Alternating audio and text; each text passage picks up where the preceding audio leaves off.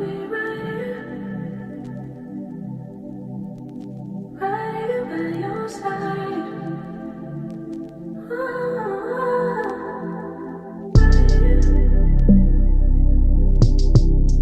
Right here by your side. Right here by your side.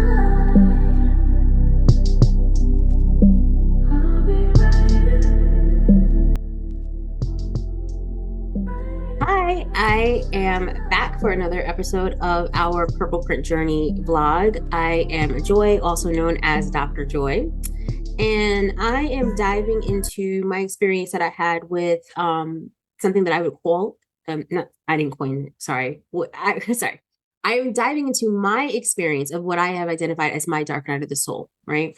My experience of losing everything, regaining my sanity, regaining my dignity, gaining clarity, a deeper spiritual connection, and um, resilience, right? So, today is another episode where I'm going to be talking a little bit more about what was going on during this nomadic experience and how I moved through these things. I'm hoping that the stories that I tell, and they're all over the place because that's how my brain and attention go. Hopefully, anyone who's listening to it has the capacity to understand me going into these circles and then coming back to the lessons that will give you hope. That's the biggest thing. Like, know that wherever you are, we never stay there.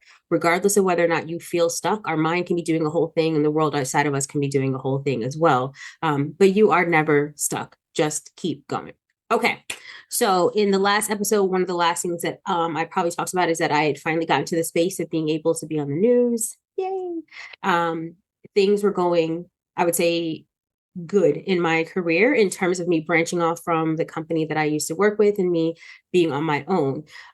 However, me being on my own at any point in time, I would say for the last 15 years of my life, my my personal narcissist would become more and more anxious and upset by anything that looked like me having independence, freedom, financial stability. The more that I'm able to process a lot of things that happen, the more I understand different levels of abuse that happen.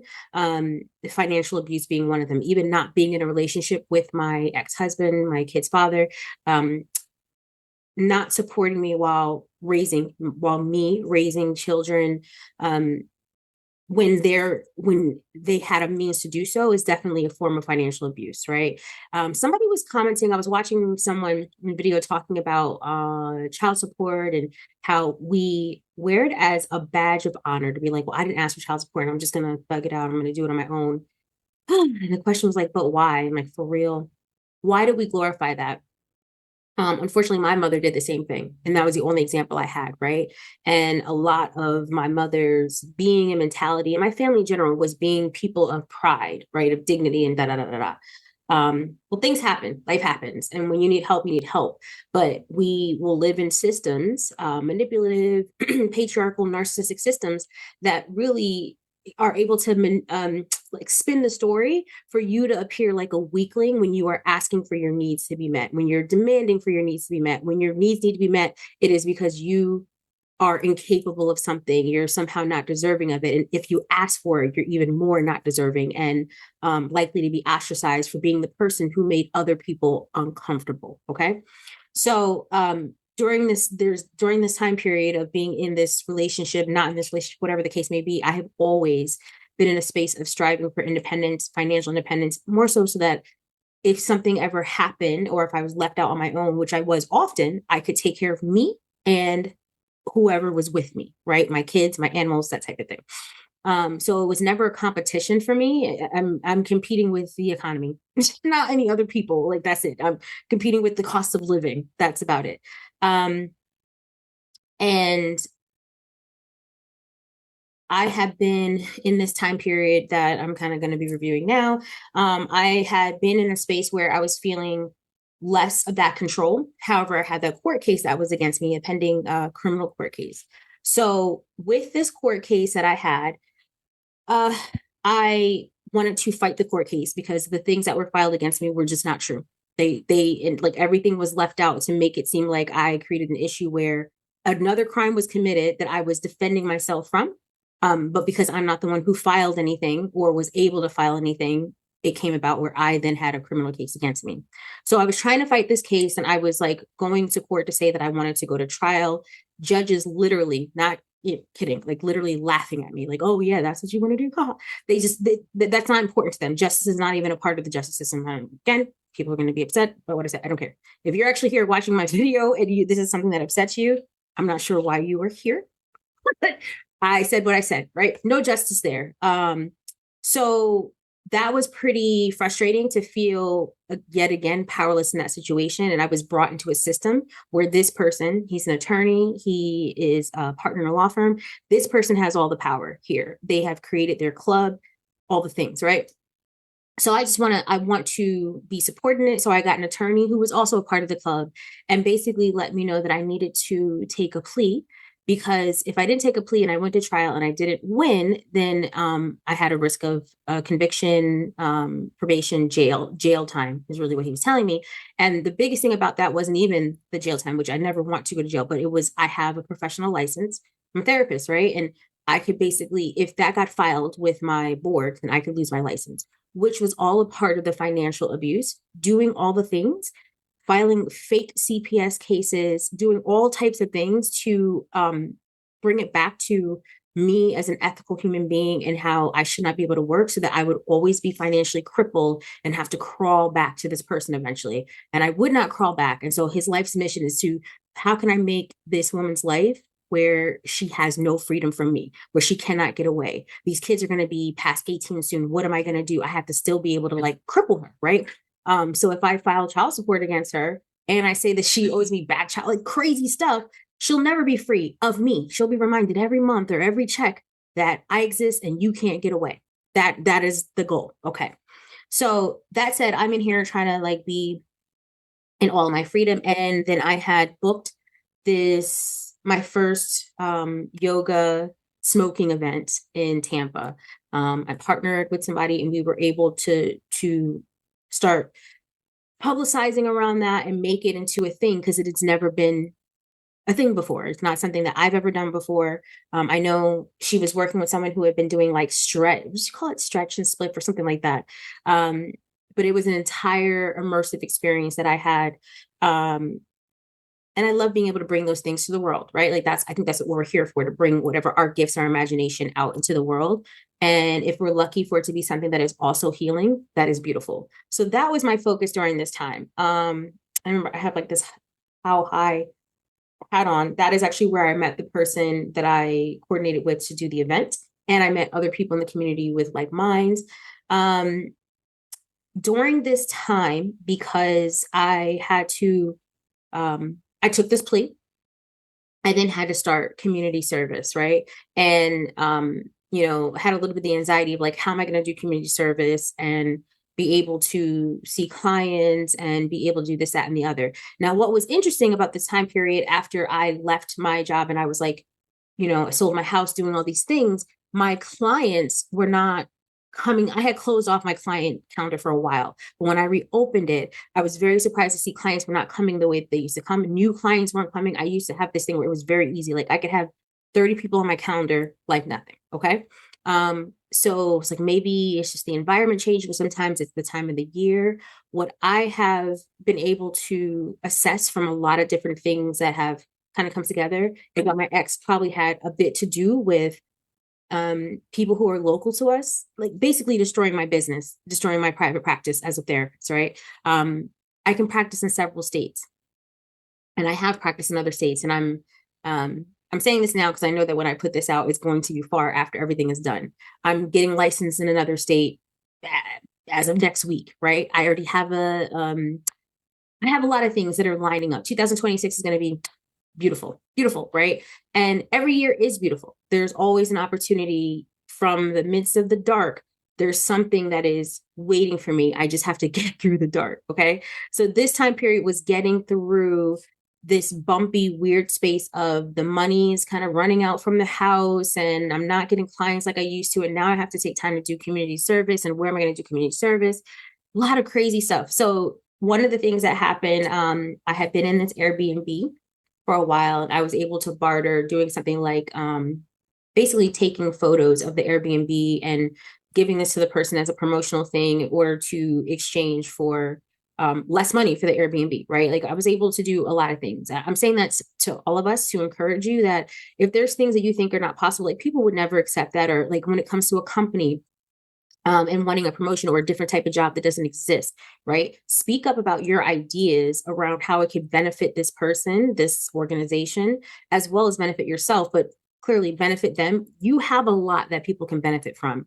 They will gladly take it from you for free. But if you speak up about an exchange, you're able to work things out. When it comes to money, um, there's times when I've been very well up, but there's times where I have not been at all. But I'm always able to figure out a way to move the energy around to keep me alive, to keep me afloat, and even keep me thriving. Right.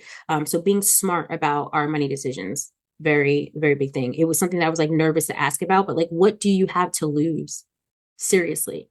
And also, once you've been through so many things in terms of like our dignity, our pride, dignity and pride become a different story. Not that we have no dignity, but some of the things that you might base your dignity off of could be, again, things from a system that you no longer even want to be a part of. So, who cares what people will think if I ask my landlord if they want to exchange? No one's even going to know for crying out loud, right? You're going to know, and you're going to be proud of yourself for making a deal that makes your life continue to work. Okay. So that was happening where I was at this really nice Airbnb. And then I knew it came a time where I was like, I didn't want to do another month. And so I wanted to go to a less expensive place. And so, and also try to do this community service, right?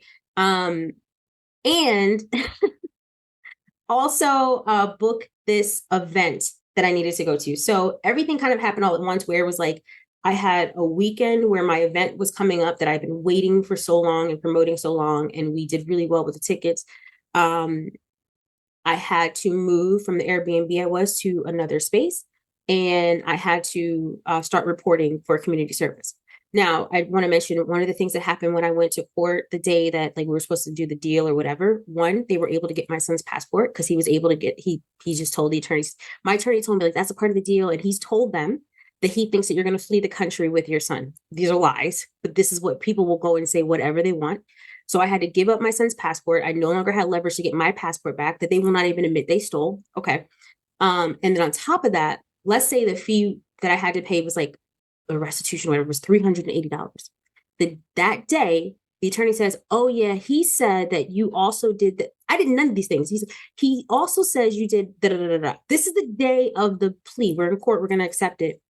And so they're going to add $300. What are you talking about? $300 to your court costs because he just said something. And you also can never talk about this case again. Like, this is wild. So this could be me here being like, you guys are all criminals. You're da, da, da, da, da. I could be fighting their system. And for what?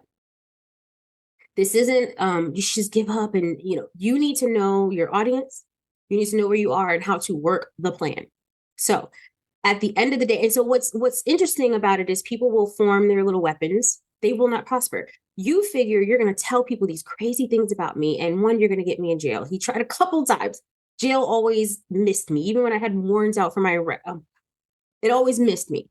Um, you feel like you're going to steal my transportation, so then I'm able to come up with the funds and get transportation 2 days later. You're going to add money on the court course. You also wanted me to crash out in front of everybody and like see how unstable she is. Instead, I was silently pissed and I manifested the money and gave them all their money on time. That's what I did. Um, I figured it out because it's not like I'm just so smart. No, I am guided. I am protected. You need to know that you are guided and you're protected as well. If you are somebody who is tapped in and you get either from another person who is in your life, you get it from prayer, you get it from meditation, that you have an understanding of the vision for the future of your life. Look at that vision, know that vision, and know all the stuff that's happening in between are distractions for the truth. I knew where I was headed, right? And especially with this event, I was like, oh my God, I got to make this happen. One of the things that I was afraid of with being on probation, because I'd never been on probation, is like, am I going to be able to travel? And I was able to travel to do that. Okay, so I take this plea. Um, And then I moved from the space that I'm in to a roommate situation. My friend was like, she found this site. So, and I want to say there's nothing wrong. No, that wasn't even it. That wasn't even, was that it? No. That wasn't even it. I'm sorry. I was still on Airbnb. I'm going to blow them up because I was still on Airbnb and I go to an Airbnb that has roommates. I'd never done that before. I always had like my own little apartment or whatever. I was like, this time I'm trying to like bring down the price a little bit to make this money stretch. Okay.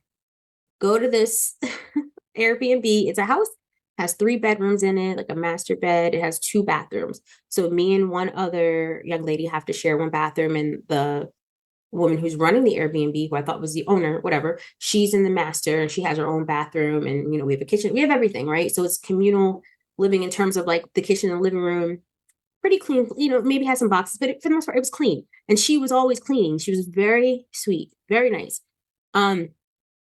I remember when I got there looking at her, and she was very slender, tall woman, right? Her hair was like, she looked like, who's the guy? Who's the guy? He's not an attorney. He's, oh my God, the boxing guy with the hair. Sharpton. No, not Al Sharpton, because Al Sharpton was always late. Dang it. Y'all know who I'm talking about. I just can't think of his name, but with the crazy hair. Legit, first day she opened the door, like that's what she looked like. Like an attractive woman, but like, it's like, what's going on? Is she, my first thought was like, is she hot? What's going on here? But anyway, the first day I tried to move in, I couldn't move in because she had forgotten to change the code. I'm like, what? So I couldn't get in. So then I had to contact Airbnb. There was to do some refund and whatever to be able to get in. That was my first sign, like something's wrong. Like she's not able to keep it together. She's not able to like remember things. And she's running an Airbnb. This doesn't make sense. All right. Eventually I get in, and then your room has a code that did not get changed or taken care of or fixed for like a week or so, literally. So I would either be locked out of the room or I had to keep the door open some way, some way, shape, or form. At one point in time, with the code with the front door, I had gone on a walk and I was locked out. It was like, this is not their fault that I go out early. It was like 4 o'clock in the morning, whatever. But I came back and I was probably locked out for about 2 hours. So to get into the good stuff with it, right? So we have the Airbnb owner who's a little bit flighty, so to speak. And then there's another one who's always like going in and out of her room, like really quick, whatever. Beautiful girl. I have eyes. Sexologist. It doesn't matter if I'm a sexologist, whatever. I'm able to observe. The young lady who was next to me, a transgender woman, right? And the owner, it took me a minute to recognize, but I'm pretty certain same situation. But just, everyone has a different makeup. She had a different look. She had a different aesthetic. Like one was like, it was a different aesthetic. Very, but both nice. One more quiet, but whatever. Okay. It took me about 2.5 days maybe to recognize. I'm in the front bedroom that has this window that goes across, so I could see everyone coming and they can all see me. Sometimes knocking on my window, whatever. Long story short, they're prostitutes. Okay. I didn't know this. The Airbnb doesn't care. So we have about let's say that they would each have at least 4 men coming a day, each of them. So that means 8 men a day in the house, but it felt like constant. And it could have been, it was a lot of, it would be all through the night. It would be during the day. They had kind of different schedules, but there would always be someone there. The waiting room was the living room. I'm saying this so simply. And in the moment I was like, oh my God. Not even because I have an issue with you individually doing your own sex work. I don't care. That, like, I really, really don't. It was I didn't know, like, you are promoting something on Airbnb and I didn't know.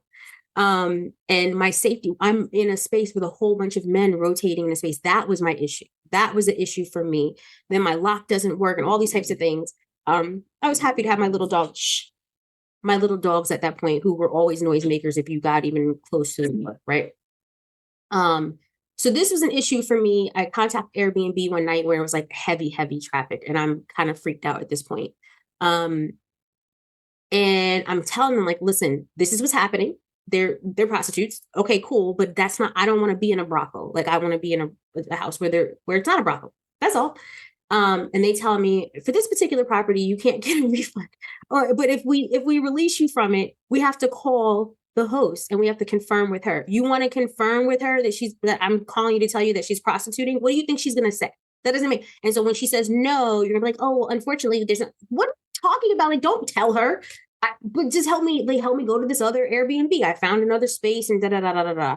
They called to convince me, like, you sure you don't want to just stay for the like, what are you talking about? And they kept saying it very specifically, like, okay, so what you're saying is that they have um you know, men that come to visit them and, they kept not wanting to say they were prostituting. Like, I mean, we can't really, I guess you can't prove it. You're right. You're right. Maybe they just enjoy having, um, I don't know, 25 different men a week come to see that guy. You're right. I could be wrong. But however, I still don't want to be here. Um, they did not help me. Like, it doesn't matter how many times I called it. The solution was not a great solution.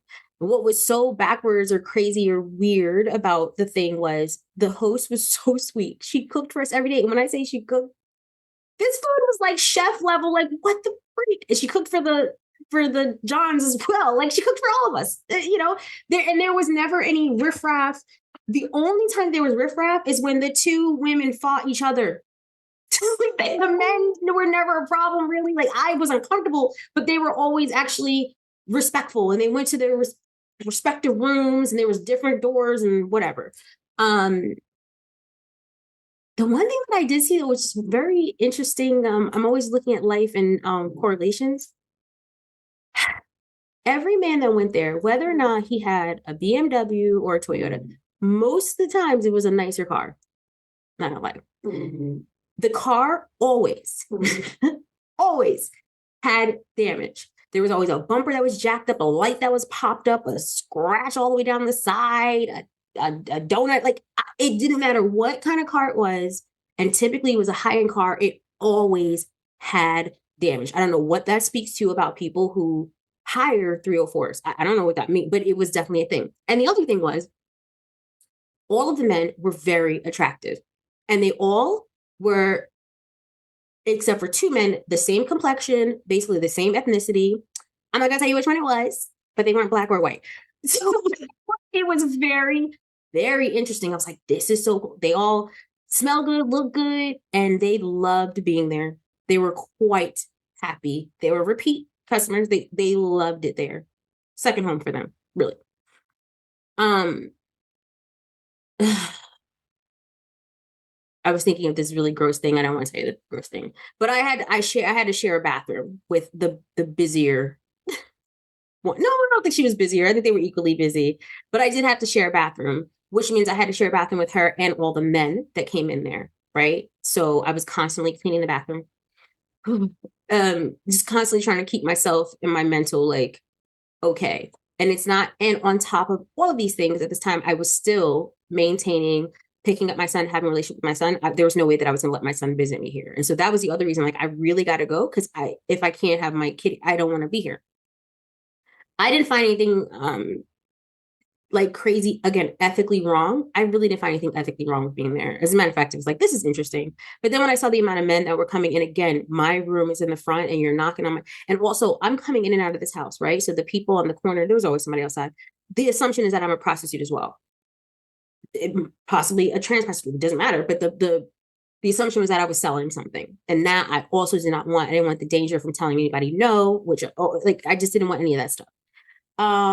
So eventually, and my probation has started. So like, and everybody was smoking, right? And whereas marijuana or THC, whatever, is legalized here now, a vast majority of people who smoke do not smoke legal THC. So that was the other thing. Like, what's going to be the issue if someone does pop up in here, right?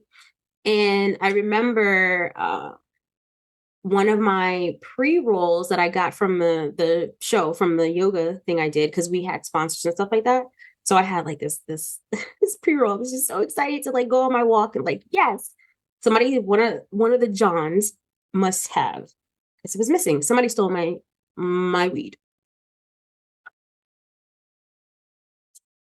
That wasn't cool either. So the host comes to like, she's like, well, here, I can replace it. Heck no, I'm not smoking anything you hand me. I'm not mad at you, but that just sounds crazy as hell. Nah, I'm good. I just gotta go. So this is weeks of me trying to get out of here. It was there for at least 2 weeks. And 2 weeks seems like a quick amount of time. It's not quick when you're stuck in a room and there's all the stuff happening and it feels like it's not gonna end. So then this is funny. So I go out of town to do my event in another city, right? 4 hours away. Go out of town, and then when I come back, she tells me like, "Oh, this thing." She texts me. I don't know. She's like, this thing happened while you were gone. The power got turned off. Like, I'm so glad I wasn't here because it was hot too. I was like, what? She's like, yeah, the power got turned off because the owners are upset because she hasn't paid rent in months. And so they turned off the power. It was like, yo, this is wild. She's like, also the landlord came banging on the door. And I was so happy I was not there. It's like, my system is not built for this, man. So she was being evicted from her brothel. And I had to sit here and witness it. So at some point she goes, so listen, I got this friend who's going to let me Airbnb their place. I'm like, oh my God, here goes another scam. And so you can come with me and I'm going to take care of you. Nah, I'm not trying to be one of the girls. Like, I'm good. But me having to like not be this offensive, like, fuck you. Like, I don't want to be that person while still having to stay there. And I didn't know exactly when I was going to be able to get out. But when I was able to get out, oh my God, I moved as quickly as I possibly could. At this time, and still, I did not have a car. So every time I move, I have to rent a car. It has to be the right size for me to be able to get all the stuff in. And then I have to also transport everything with 2 dogs who are anxious and all that type of stuff, right? Every time I go. But I will say that every time I've moved, because it's been so many times this past year, I know it sounds like frustrating, but you have a system. It's not frustrating. It's not frustrating at all. Actually, it's fine. It's pretty quick when you know what you need to do. Random detail for anybody who becomes nomadic or has to move quickly, having those duffel bags that are like the plastic ones, like it's like a plastic material, right? Instead of having boxes has been a lifesaver. I think on Amazon, I got like a stack of 6 of them. Everything I have, I can put in those bags. That's the truth. Everything that I own, including kitchen equipment, air fryers, a crock pot, whatever it is, like it could go in that bag. And so I'm able to put most of what I have in a car in these 6 bags, yoga stuff, everything. So that said, the escape wasn't awful. Every time I go to a new place, I'm like, believe like this is going to be a place I'm going to stay for months. And sometimes I do stay for months and sometimes I'm like, mm-mm. So my friend found this app, Roomster, for roommates. And so, and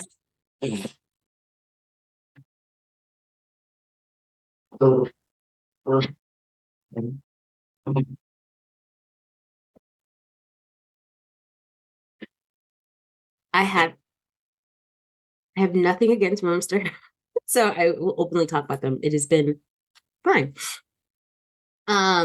So I find this place on Roomster, and the landlord basically had a space that is like a studio. It's attached to the house, but you have your own entrance. So, and no one can come into your space. The other side of the house had like I don't know, 2 or 3 rooms, and each of the rooms had their beds and da da da da da. So you could pay a little bit less if you want to have roommates in that way, or you could pay a little bit more. And at the time, like, okay, I can make this work. I was paying about the same for the last place I was in. It's like, I think I can make this work. Mind you, money was definitely like running out, but I'm like, I have to make it work. I got to get out. So I met with him. I explained like I needed to kind of urgently go somewhere, blah, blah, blah, blah, blah. Their little agreement came in through Roomster, which was pretty cool. So he actually used to Airbnb, but I think Airbnb was taking like so much of the cut or whatever it wasn't worth it. So it doesn't matter. At the end of the day, it worked out for me because of me being honest and again, being protected and blessed. I'm like, okay, it was available exactly when I needed to be available. So I got out. So while I'm at this space, what was happening for me? Oh yes, I had to do this community service, and I found a community center, a food bank. That's what it was. I found a food bank that was miraculously, I'm talking about there's 3 packets that the diversion program, probation program, whatever, gives you 3 packets of these places all over the city. And I was going to have to figure out a place that I was either going to have to Uber to whenever I went. I was going to have to get on my scooter and go to it, or I had to get on like a train or a bus or whatever, right? And so I was trying to figure out how I was going to do it. I was able to find a place that was walkable between the place that I had been, the Airbnb that I had been in and left. They were maybe 8 blocks apart. They weren't, so the place, the community service place I found was actually in a center. So either one of those places I was at, I was literally able to walk or scoot. So I would actually scoot there, and it would take me 5 minutes to get there. I'm talking about amazing. Like, how can I, like, oh my God. So I was already not happy about having to go there, but at least I was going to make it work and not have to spend money to get there. Right. And I remember checking in with my probation or diversion program officer, whatever, the first time, like, the 25 hours goes by like nothing.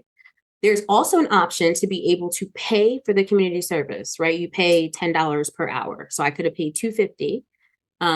When I was in court the first time, they had offered this guy who had like a DUI and he had all this crazy stuff. I want to be very clear about this. The judge talked to him about all his things he had done. This man had done far more than anybody in this room had done. Now, people had priors and all types of stuff. He, I think, almost killed someone or something like that, or whatever. He lost his license, all these types of things. And so she was like breaking down the offer for him. Very sweet. He was the only white man in there. His situation was so different the way the judge was offering. So then when I get my thing, I'm like, I thought I could pay for the community service. Oh, the state didn't include that in there. This man made sure that they did not offer me the ability to just pay and not have to actually go to community service. Financial abuse again, assuming that maybe I could get this 250 together, but if she has to go and do these hours and she has to find a place and how's she going to work? That was the thought process. I'm like, that's crazy. Like, why wouldn't I be offered that? My attorney wasn't trying to help with that. Ugh. So here's how God works. I'm upset that I couldn't get this privilege that this white man got to be able to pay for my stuff. Why wouldn't you let me? Like, why are you guys trying to imprison me? I go to the community service place. I'm trying to remember how it started. I don't know, but it was easy. Meaning it was easy. They made me comfortable. The person who was running it, like, she's a little bit spicy, but she's a Sagittarius and I love Sagittarius. So, we were cool. Like, I'm actually okay with you being bossy. I just need to know what I need to do and I'll do the thing. And so I would do my thing. And it's not hard for people to be like, yes, we like her, because I'm a hard worker. It is because how I was raised. Like, I was raised doing soup kitchens and volunteering and cleaning and painting our own houses. Like, it was just me and my mom. And this is what we did. Right. So it wasn't, the humiliation that, could have sit on me for even having to be there. It was just community service, right? Like, okay, fine. Here's the thing, how I say how God works. I could have paid and not done the thing at all, but my money did get super funny. It got super funny. And just being completely transparent, I didn't have any food to eat. I didn't have enough money for food to eat. I had enough money to buy food for my dogs at some point, and even that became maybe not, right? And so I'm going to this food bank and I'm realizing, and the first time I went, she's like, oh, you want to take this with you before everyone gets here? You want to get some of this? Da, da, da, da. I was like, no, I don't need anything. And I realized, first of all, she was offended. I'm like, why is she offended? Because that's what everyone did. It was like a little family. We go there. Even people they would cook food, bring it from home and give it to all of us. Or we would be able to get food from the food bank before we started the bank. There was always extra. But the point, like, this was a part of the community center. I'm like, oh my God, what? I haven't starved yet when I should have. Period, point blank. Never thought I would be in this type of space in my life, but I was. And it's not that stuff is just given to you, but it is given. I worked for it. I didn't have to work for it. I could have actually just gone there and stood there for hours and not done anything and not really helped. And I still would have gotten food, but I didn't want to do that. I actually enjoy community service, to be honest. Like, I wanted to bring my son with me. And that was one of my last attempts to get my son. It was, oh my God, was this around Thanksgiving? I don't remember when it was, but I was going to bring him. But there was always an issue with his dad creating these barriers to me being with my kid, right? And being able to continue with my relationship with him. In any event, I did what I needed to do, and I silently fed myself, fed my fur babies, um, kept hope alive. Plenty of days and nights where I'm like, what am I going to do tomorrow?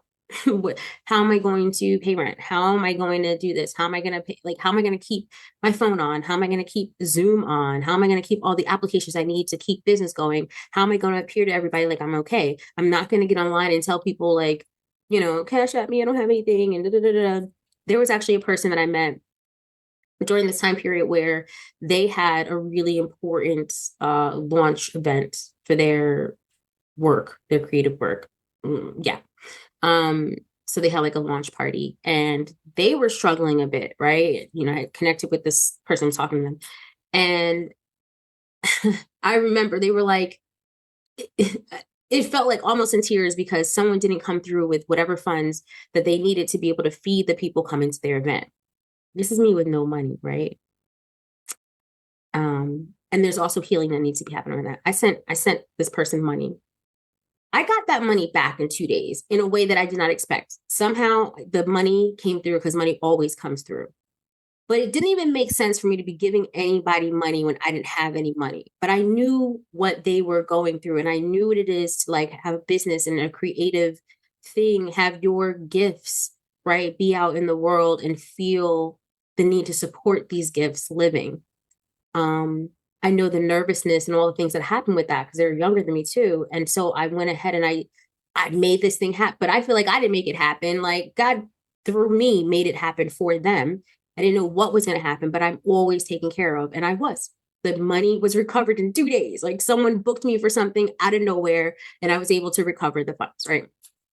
Um, but this time period was one of those things where I kept seeing these things. Like if I went the way that I wanted to go, I wouldn't have the support that I needed, right? If I kept with the thought process that I had, um, if I kept being in my masculine energy, like I have to break through, then I wouldn't even see the things that were being formulated for me.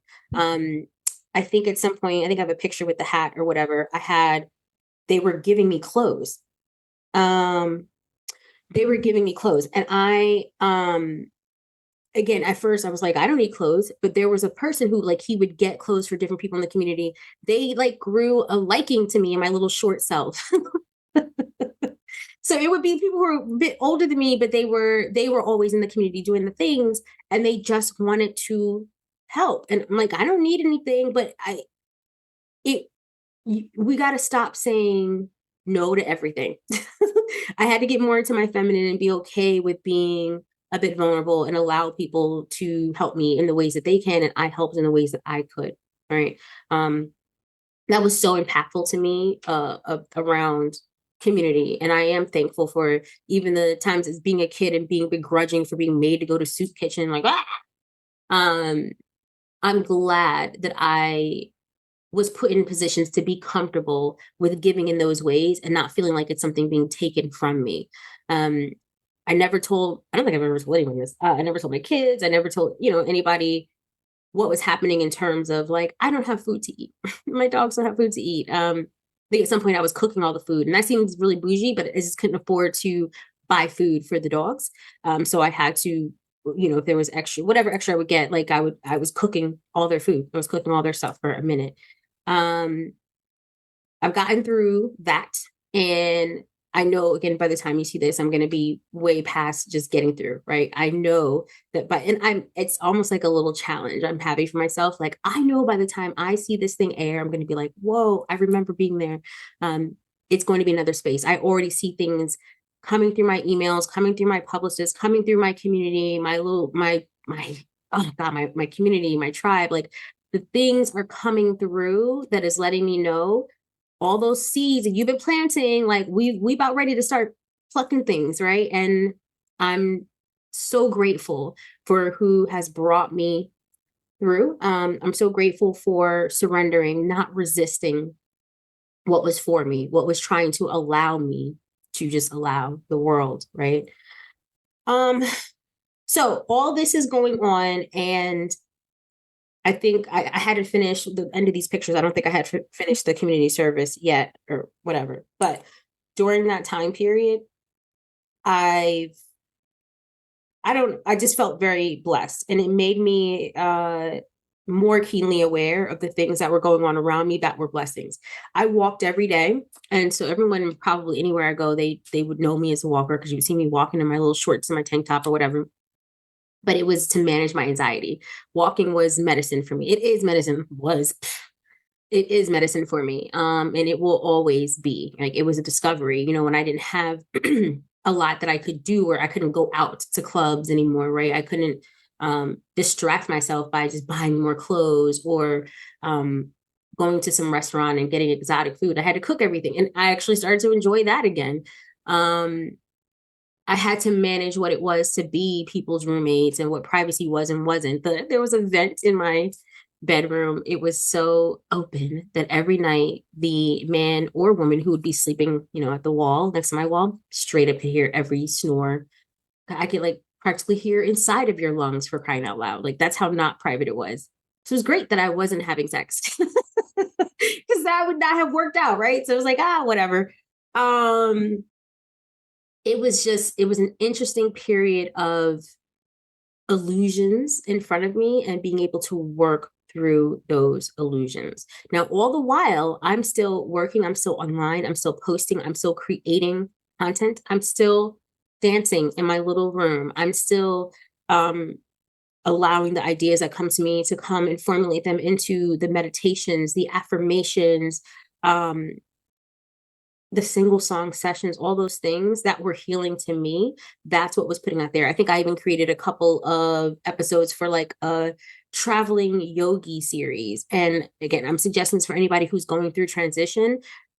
Turn your pain into power, turn um your flow into finances. And it doesn't have to be about the money. The money comes, like, money is energy, right? Keep your energy in abundance. Keep your energy out of the lie that you are stuck, that there's scarcity all around you. There's abundance of different things at different times. And your job is to be in tune enough with the world, with yourself, to realize, what is there an abundance of in this relationship? Okay, so, okay, I know what I can utilize here. What is there an abundance of in this field? What is there an abundance of in this pantry? And put it together and make it work. Now, especially, like, coming from the food bank has made me so creative. I love cooking anyway. I do love cooking. So me being able to, like, do this grocery shopping of what little unique thing am I going to be cooking this week or whatever. And also it helps you stretch. Like, I would go once, sometimes I went twice a week, but typically I only got food like once a week. And figuring out how to make that stretch, and how to all the things, and, like, is this going to be the day that I don't have food? Is it going to be today that I run out, or days that I couldn't go because I was sick or whatever? It always, always, always worked out. And when I say God, I don't mean just like, God miraculously, like, put money down the chimney or whatever. It would be people for different reasons, either booking something, either buying a package for a full year of therapy, or um, whatever the case may be. I had different ways of money finding me. Always have, always will. Always have, always will. I always have had ways of money finding me, and I always will. Okay. You remember that too. All right. If it was in your life, it can be again. There's no reason to think you had, like, your 15 minutes of fame, of peace, of whatever. If you've experienced it once, you can experience it again. Okay. Um, so I think I'm trying to think if there was, oh yes, there's a picture of my elbow.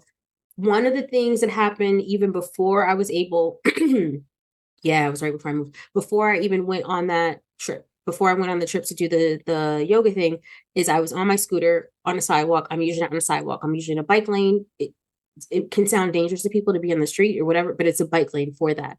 And it's smoother. The sidewalk has crazy bumps, da da da da. I'm going down this thing. My wheel catches on a piece of a fence that was, like, hanging out onto the sidewalk. My scooter goes flying, and I go flying.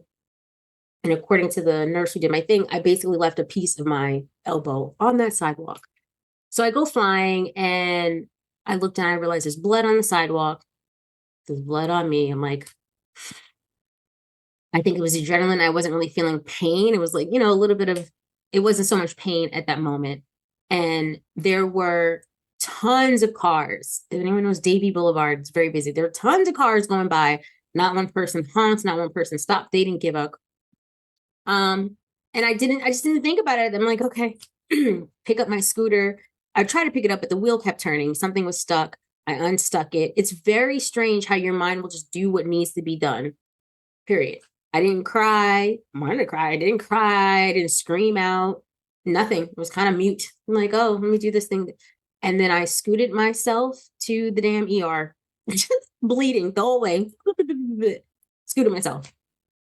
Also, the ER wasn't that far. Also, divine intervention. So I get there, and it wasn't until I sat in the waiting room, I signed myself in, and I think I cried a bit there. Like, I'm sitting here with an open arm in a waiting room, an emergency room by myself. I don't think I've ever been in an emergency room by myself. I was like 44. I'm like, I'm 44 years old, and I have no one to even put on my emergency contact. There is no one to write down. There's not like, there was one person I think I did write down, but there was no one here. I am literally by myself. I'm by myself. I saw a bunch of people or like couples, whatever. And then maybe a couple of like homeless people. And I say that because I remember the conversation that I was having with the nurse and someone else. And they were like, oh yeah, because they asked me, they were like, oh, when's the last time you've been here? I was like, I try not to visit the ER. Huh? That often? What are you talking about? And they're like, oh, well, like these people come every week. So that's why we're asking. I was like, okay. Wherever you can find shelter and all the things. And that puts your mind into perspective too. Like, well, at least I don't have to come to the hospital every week to have a bed or to get some water to drink or whatever, or I don't keep hurting myself, whatever the case may be. So there's all these different options you have in terms of pity party or resilience, or it is what it is, or and sitting there, and I was waiting for it in my mind, it felt like quite some time. You have time to go through all the scenarios of like, no one loves me, or no one good loves me, or I'm not a good picker, or I hate this town. I don't know, or actually I am okay. The fact that we have medical care is great, and how am I going to pay this stinking bill? But they're going to take care of me anyway.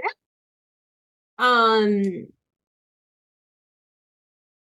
but then you look for the blessings. Maybe that's just me, but I think that is a part of being someone who is um led by something else, who is a creative, who is someone who understands my purpose or whatever. I can't wallow in certain things. So even like when I got the gash, I remember I have where is that? My tattoo. And I was just, because the gash was all the way up to here. I was like, oh, look at that. It didn't touch one of my favorite tattoos. I'm excited about that. Like the little things. It was literally the little things. You have to kind of count up those things to not get lost in what feels big. You have to count up the silver lining, so to speak. And in my opinion, it's not really a silver lining. Like most of the cloud is silver. We just keep focusing on the crappy part. But with that injury, I got stitches and everything. I was also afraid I wasn't going to be able to do my event because I do a lot of things on my elbow. I do headstands or yeah, on my elbows or whatever. What am I going to be able to do? And it literally healed right on time. It was still a little bit ugly. It's still ugly now, but it was real more ugly when I did my event. I remember the photographer doing like a quick cutout of like, oh, is the elbow that daggone ugly? Whatever. But it's evidence of what I survived, because also flying off of that scooter, it could have been a totally different situation. So I'm going to say this for my people who may be in this realm. I always contemplate how much I want to share, how much I want you guys to know that I'm like, it doesn't matter because it is what it is. Let's say, for instance, that people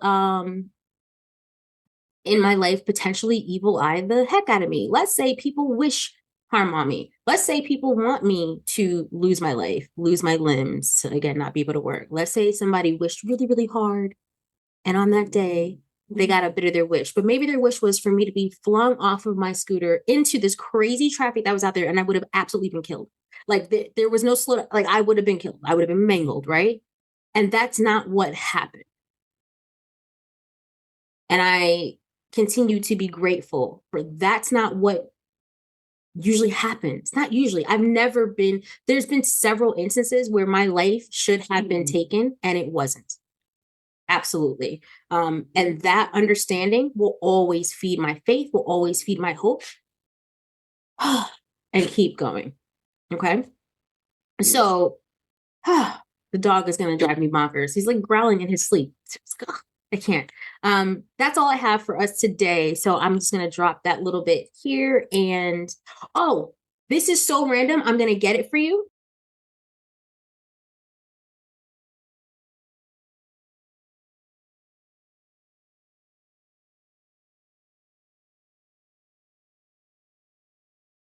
Okay, I kept saying I would do this. So I casually mentioned a couple times that I was not being sexually active and I was celibate basically from um that last heartbreaking relationship and blah blah blah. Not that I didn't want to be sexually active, but it just my body didn't want it. My mind definitely didn't want it. Um I think I might have been like I probably like maybe there was a hookup or something, and it was awful. Never mind. Okay. I say all that to say, also my physical health, my sensual health has always been important, right? I can sensually please myself. I think we all need to learn that as well. But my pH balance, everyone's pH balance can be knocked off for different reasons. It could be because of who you're engaging with, but it could be hormonal things, chemical things for you. One of the things that kept me feeling really good, whether I have been active or not active, and I'm showing this to you not because it's sponsored, but literally I live by this. Oh, truth telling thing. There was a partner who I'm going to explore that too. There was a partner way back that I got BV from. I've never had BV before. No matter if I did or not, but I had it, right? I went to the gynecologist, like, I don't understand what's going on. This is not something, the things happening in my body are not normal. And she told me that was heartbreaking. Just like, because it was more, I understood that they had to be doing something in order for me to be in this position, right? Um, what I was more disappointed with myself in this instance, when I think about it, is I never told them. I feel like they probably knew, but I never confronted them. I never got the opportunity to tell them. That's not true. Not that I never had the opportunity. That's not true. Of course, there's tons of opportunities, but I never told them. And it's weird because it's like you have a shame around a thing that you don't just cultivate BB on your own. Like you, I guess, no, you don't. Okay. Um, it's like I don't want to rock the boat, but like who should be ashamed here? Maybe no one should be ashamed, but maybe you should be put on notice. Because if you are out here hanging out with some little dirty bird who only washes her butt every 3 days, maybe you should know for your own health. But there was a shame, like being ashamed of receiving something from someone else. And we should never be like, you're not at fault. Okay. Everyone is responsible for their sensual sexual health. Okay. So I could have chosen to protect myself in a certain way. I had a conversation with this partner about protection and not protection, right? Like, are we in a position where we can now not use protection? And that's what we decided.